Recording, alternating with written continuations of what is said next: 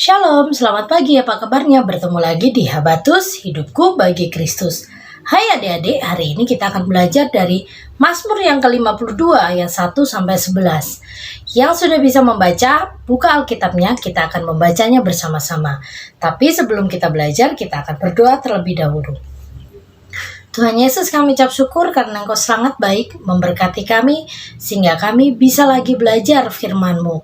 Hari ini kami akan belajar tentang kebenaran firman-Mu, tentang pilihan dalam hidup kami. Berkati kami supaya kami mengerti, memahami, dan melakukannya dalam hidup kami. Dan hanya di dalam nama Yesus kami percaya berdoa, haleluya, amin. Adik-adik semua, hari ini Ibu Yohana akan mengajarkan tentang satu hal yang sebenarnya setiap hari kita hadapi, yaitu pilihan. Pilihan untuk melakukan kebaikan atau kejahatan.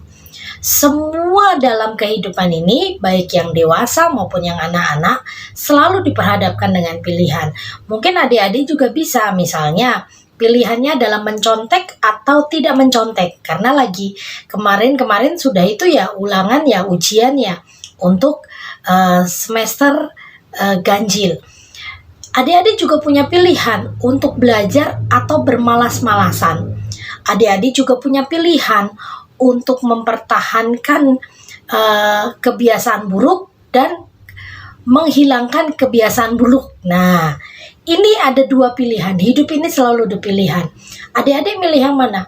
Kalau adik-adik memilih yang kebenaran, pasti adik-adik akan bertumbuh, berkembang, dan menjadi anak yang baik, anak yang berprestasi, anak yang punya masa depan cerah. Tetapi kalau adik-adik memilih kejahatan, keburukan, kemalasan, maka adik-adik sendiri akan merasakan hidup ke depannya nanti akan lebih susah, tidak akan mudah menghadapi tantangan, bahkan akan mudah putus asa, bahkan nanti waktu sudah mulai dewasa akan kesusahan untuk mencari pekerjaan atau untuk bergaul dalam lingkungan baru.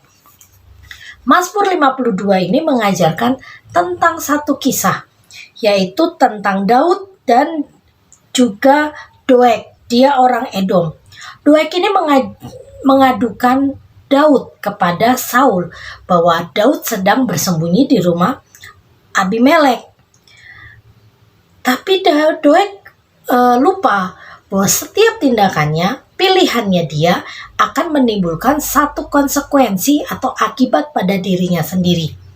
Daud dibela Tuhan, padahal Saul waktu pertama dia dibela Tuhan, diberkati, tetapi karena kelakuan yang tidak baik, Tuhan mudah meninggalkan dia.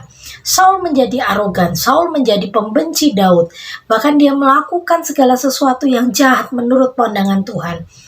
Doeg tahu bahwa Saul ini jahat. Kenapa Doeg malah membela Saul dengan memberitahukan keberadaan Daud saat itu? Ini satu hal yang buruk. Hidup ini pilihan. Harusnya Doeg memilih untuk membela Daud, yang jelas-jelas adalah orang yang diberkati Tuhan, bukan membela Saul.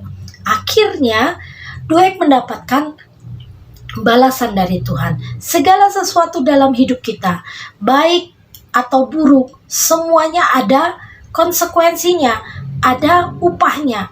Tuhan selalu bilang, apa yang kamu tabur, itu yang kau tuai. Kau melakukan kebaikan, kau akan menuai kebaikan.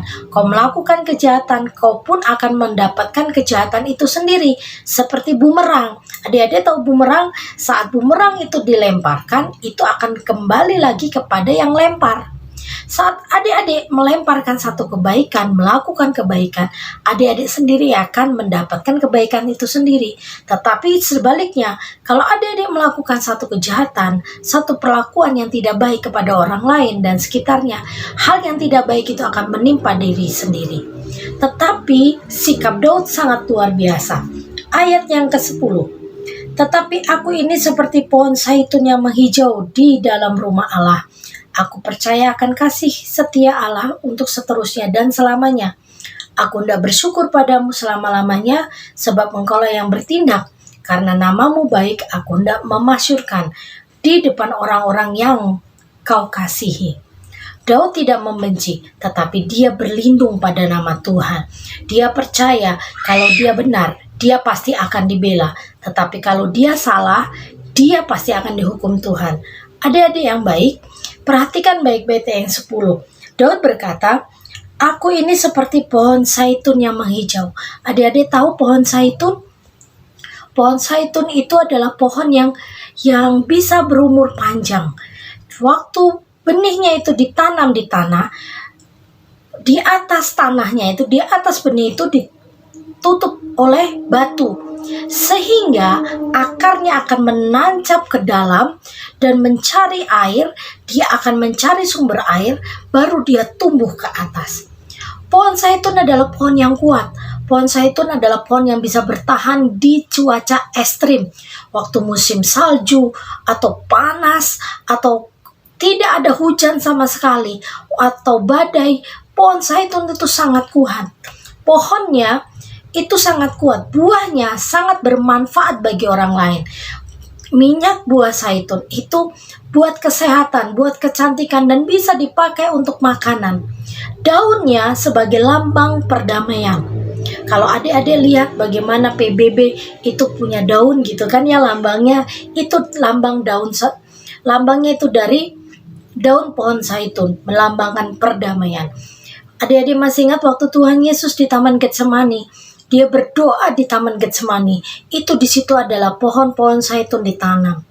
Kalau adik-adik juga lihat bagaimana kuatnya pohon zaitun, dia berakar kuat, dia tidak gampang roboh. Begitu juga kita, kalau kita bertahan di dalam Tuhan, kita berakar pada Tuhan, pengharapan kita semuanya hanya pada Tuhan Yesus. Kita tidak akan goyah, kita tidak akan gampang patah, kita tidak akan gampang putus asa, tetapi kita akan terus bertumbuh pada Tuhan dan terus berharap seperti tunas-tunas pohon zaitun yang tumbuh saat batangnya dipotong. Makanya Daud berkata, aku ini seperti pohon zaitun yang menghijau di dalam rumah Tuhan. Kalau adik-adik diam dalam Tuhan, Tuhan pun akan diam di dalammu dan engkau pasti akan bertumbuh. Bulan ini adalah bulan Natal. Kita tidak hanya mengharapkan hadiah Natal, tetapi kita berharap pada Tuhan bahwa dengan adanya Natal, iman kita diperbarui. Motivasi kita dalam menyembah Tuhan pun diperbarui, bukan untuk hadiahnya, bukan untuk suasana Natalnya, tetapi biarlah Yesus itu lahir dalam hati kita. Makanya ayat 11 berkata, aku hendak bersyukur padamu selama-lamanya. Hendaknya adik-adik bersyukur dalam segala hal, supaya adik-adik tidak jatuh dalam pilihan yang salah. Keinginan-keinginan yang tidak terkendali, itu yang membuat adik-adik jatuh dalam dosa. Seperti keinginan untuk beli mainan.